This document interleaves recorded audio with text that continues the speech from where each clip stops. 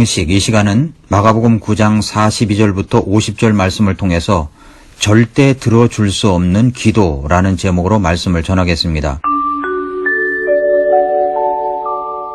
마가복음 9장과 누가복음 16장은 예수님께서 직접적으로 언급하신 지옥에 대한 말씀입니다. 마가복음 9장 42절 이하에는 지옥은 캄캄한 암흑 가운데에서도 이 지구상에서는 느낄 수 없는 태양의 온도와 같은 가장 강력한 온도인 뜨거운 불이 있는데 그 불이 꺼지지 아니하는 곳이요 그렇게 뜨거운 곳인데도 벌레조차도 살아있는 그런 곳이라고 했습니다. 이 지옥은 사람이 죽은 후에 즉시 가는 곳입니다. 중간은 없습니다. 내가 오늘 죽는다면 즉시 가야 할 곳입니다. 또한 지옥은 의식이 살아있어 고통받는 곳입니다. 사람이 죽으면 끝이 아닙니다. 그냥 잠드는 것이 아닙니다. 사람이 죽으면 귀신이 되어 떠도는 것도 아닙니다. 사람이 죽으면 즉시 가야 할 곳이 있습니다. 죄악의 문제가 해결받지 못한 사람들은 즉시 지옥으로 가야 합니다. 이것은 내가 원하든 원하지 않든 그것을 믿든 안 믿든 상관없습니다. 누가복음 16장에서 부자도 죽고 거지 나사로도 죽었습니다. 그 둘은 즉시 지옥으로 그리고 낙원으로 갔습니다. 지옥은 있습니다. 성경은 분명 이 지옥, 둘째 사망이라고 일컫는 뜨거운 불호수에 들어갈 자들을 말씀하시고 있습니다. 요한계시록 21장 8절에서 그러나 두려워하는 자들과 믿지 않는 자들과 가증한 자들과 살인자들과 음행을 일삼는 자들과 마법사들과 우상 숭배자들과 거짓말하는 모든 자들은 불과 유황으로 타는 호수에서 자기 몫을 받으리니 이것이 둘째 사망이라고 했습니다. 그런데 누가복음 16장에 보면 부자가 이 지옥에서 기도를 하고 있다는 것을 여러분 아십니까? 지옥에서 부자는 처음으로 기도를 합니다. 부자는 지옥의 고통에서 부르짖어 간구한 것이 두 가지가 있었습니다. 첫 번째 간구는 누가복음 16장 23절과 24절에 나오는데 그가 지옥에서 고통 중에 눈을 들어 멀리 아브라함과 그의 품에 있는 나사로를 보고 소리를 지르며 이르되 아버지 아브라함이여 내게 긍휼을 베푸사 나사로를 보내어 그가 그의 손가락 끝에 물을 찍어 내 혀를 서늘하게 하도록 하소서. 내가 이 불꽃 가운데서 고통을 받나이다 하거늘 라고 했습니다. 그는 먼저 자신에게 긍휼을 베풀어 달라고 말합니다. 그래서 뜨거운 불꽃 가운데서 너무나 큰 고통을 받고 있는데 나사로의 손가락 끝에 물을 찍어 자신의 혀에 묻혀 달라는 것입니다. 한 방울의 물이 필요했습니다.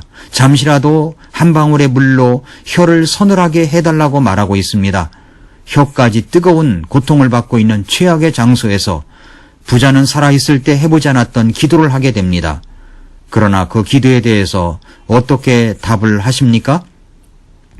누가복음 16장 25절과 26절에 보면 아브라함이 이르되 아들아 너는 네 생전에 너의 좋은 것들을 받았고 그와 같이 나사로는 나쁜 것들을 받았음을 기억하라. 그러나 이제 그는 위로를 받고 너는 고통을 받느니라. 이 모든 것 외에도 우리와 너희 사이에는 큰 구렁텅이가 놓여 있어 여기서 너희에게 건너가려 하는 자들이 갈 수 없고 거기서 오려 하는 자들도 우리에게 건너올 수 없느니라 하니 라고 했습니다. 들어줄 수 없는 기도입니다. 절대 들어줄 수 없는, 이제 기회는 지나가 버린 잡을 수 없는 그런 기도였습니다. 그런 기간은 이제 끝났습니다.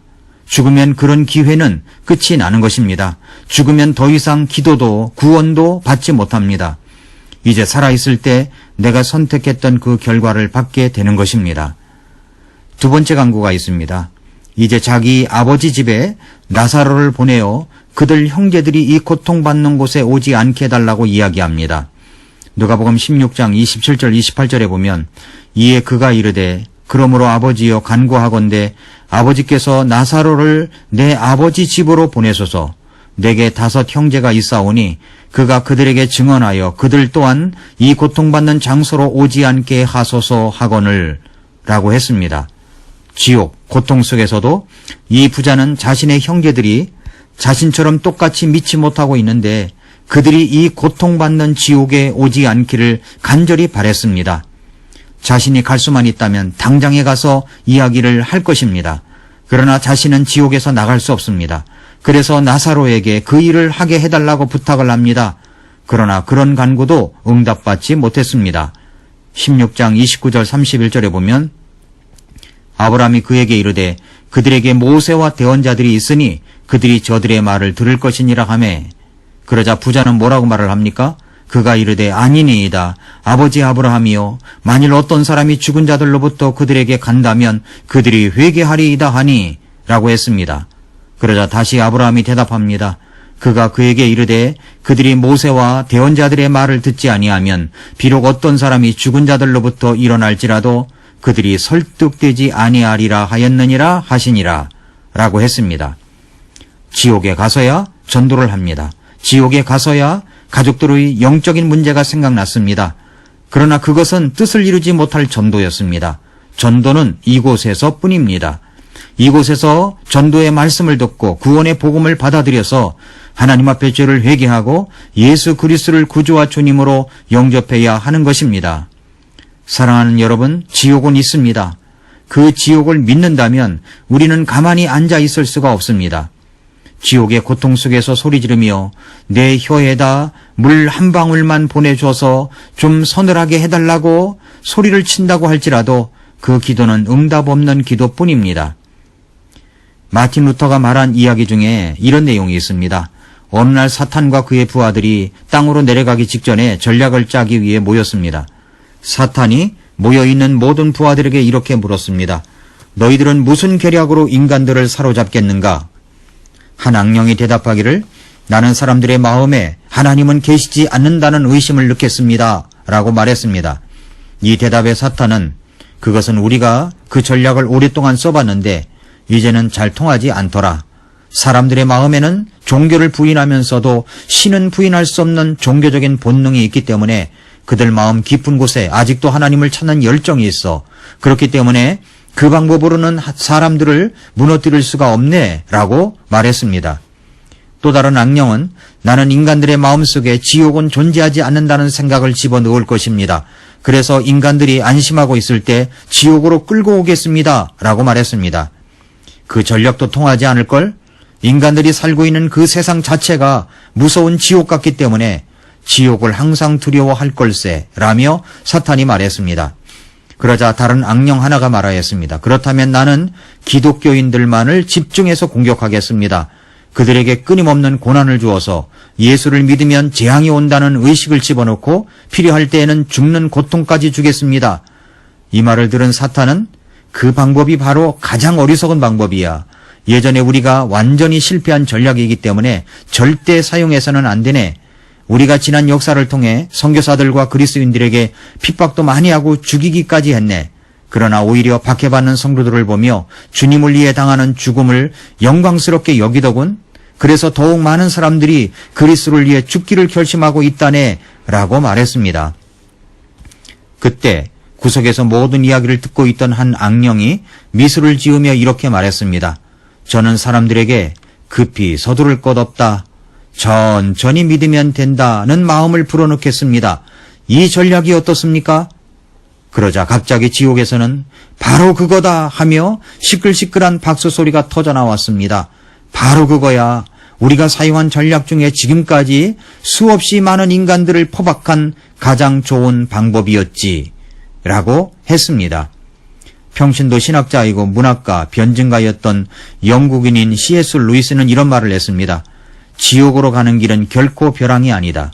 지옥을 향한 길은 밋밋한 내리막길이다.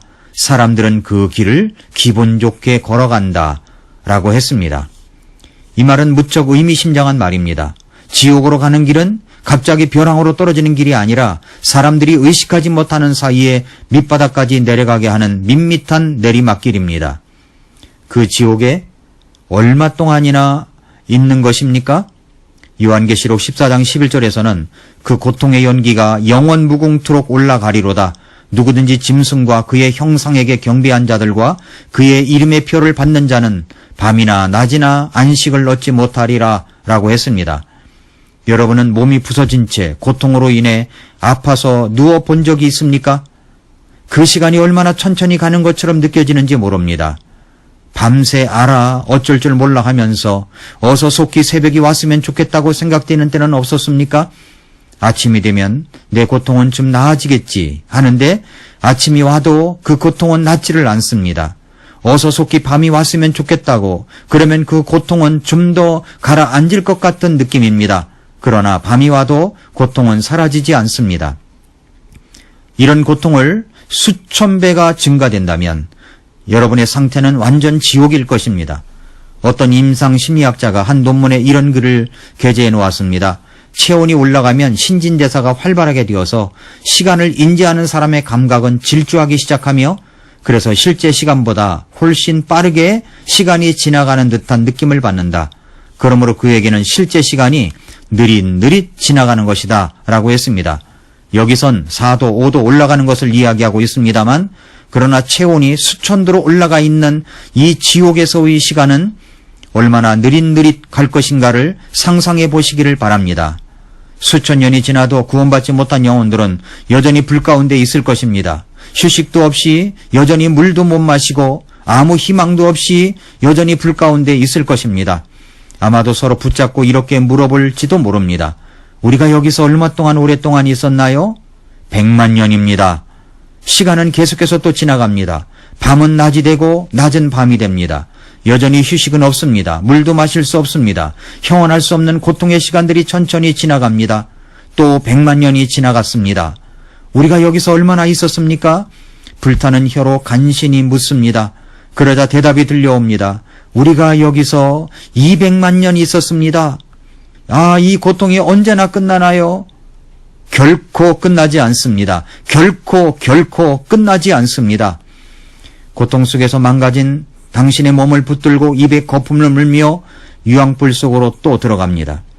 이 끔찍한 사실이 영원토록 여러분을 따라다니며 괴롭힐 것입니다. 이 부자는 이제 고통의 시작일 뿐이었습니다. 그런데 그는 소리칩니다. 내가 이 고통의 불꽃 가운데서 고민합니다.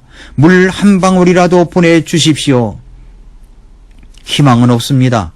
그런데 이렇게 생각해 볼 수 있을 것입니다. 하나님께서 갑자기 마음을 바꾸신다면 어떨까요? 수백만 년이 지나간 뒤에 하나님께서 지옥의 화염들을 없애시고 유황못에서 고통당하는 죄인들을 건져내리라고 결정하신다면 어떨 것 같습니까? 하나님께서 천사들을 보내어 저를 부르십니다. 그리고 지옥에 가서 하나님의 말씀을 전하라고 합니다. 하나님께서 마음을 바꾸셨습니다. 잠시 울부짖음을 멈추시고 들어보십시오. 수백만 년이 지난 다음 하나님께서 여러분을 다 건져주시고 천국으로 데리고 가신답니다. 이거는 만약입니다. 만약에 이렇게 하였다면 그나마도 고통받고 있는 사람들에게는 엄청난 희망의 메시지가 아니겠습니까? 그러나 말입니다. 이런 일은 결코 일어나지 않는다는 것입니다. 민수기 23장 19절에서 하나님은 사람이 아니시니 거짓말하지 아니하시고 사람의 아들이 아니시니 후회하지 아니하시는도다. 그분께서 말씀하셨은즉 어찌 그 말씀하신 것을 행하시지 아니하리요? 어찌 그 이르신 말씀을 실행하지 아니하리요? 라고 했습니다. 만일 하나님께서 말씀을 철회하신다면 그분은 더 이상 하나님이 아니십니다. 지옥에서 그런 희망이라도 바라는 것이 아니라 지금 여러분의 마음을 바꾸어야 합니다. 여러분이 만약 지금 고집스러운 마음으로 하나님을 믿지 않는다면, 구원을 받지 않는다면 여러분은 지옥불에 들어가게 될 것입니다. 그 고통의 연기는 영원 무궁토록 있을 것입니다. 지옥의 불로 데워진 기둥들에는 영원 무궁토록이라고 쓰여져 있을 것입니다. 영원히 지옥의 고통은 사라지지 않을 것입니다. 사랑하는 애청자 여러분, 여러분은 오늘 이 세상을 떠난다면 천국에 갈 수 있는 확신이 있습니까? 예수님의 피로 말미암아 당신은 구원받은 적이 분명히 있습니까? 없다면 아무리 교회를 오래 다녀도 신앙생활이라고 하면서 각종 봉사 헌신을 한다고 할지라도 당신은 구원받은 것이 아닙니다. 오늘 구원받아야 합니다. 저는 여러분의 구원을 위하여 기도하고 도와줄 수 있습니다. 연락 주시기 바랍니다. 서울 전화번호 02-488-9592로 연락 주십시오. 사랑하는 성도 여러분, 우리가 구원받은 것은 누군가가 우리에게 구원의 생명의 복음을 전해 주었기 때문입니다. 그렇다면 이 크리스마스 시즌에 예수님이 이 땅에 오신 이유를 사랑하는 가족들에게, 이웃들에게 전해야 하지 않을까요? 그래서 153 콘서트를 마련했습니다. 그래서 12월 24일에 크리스마스 전도 집회를 준비하고 있습니다. 우리 모두 생명의 복음을 전하고 초대하는 성도님들이 되시기를 바랍니다.